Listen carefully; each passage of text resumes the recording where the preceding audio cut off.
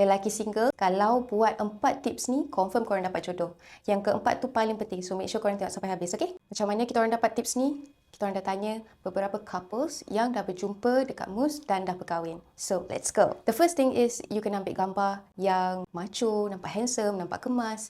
Jangan ambil selfie rapat-rapat sangat dengan kamera. Jangan pakai spek mata, pakai topi, pakai baju kemas, nampak separuh badan, nampak muka dengan jelas. That way, bila seseorang perempuan tengok awak punya profile dan tengok awak punya gambar, dia dapat nampak betapa kemasnya seorang bakal suami dia.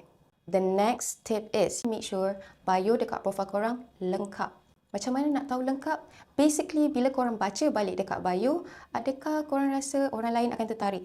And basically, just highlight the best things about yourself and orang macam mana yang korang mencari. Tips yang ketiga, ini paling penting. Make sure korang dengar betul-betul.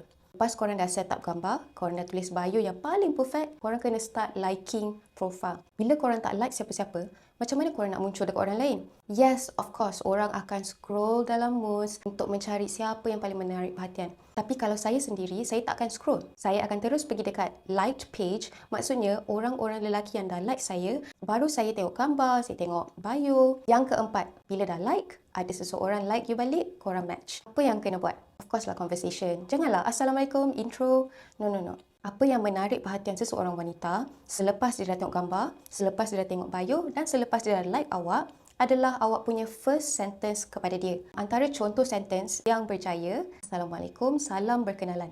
Terima kasih sudi like saya semula. Bolehkah kita mulakan perkenalan ini? Itu menunjukkan bahawa awak hormat dia sebagai seseorang perempuan dan itu juga buat dia rasa selesa untuk teruskan perkenalan dengan awak.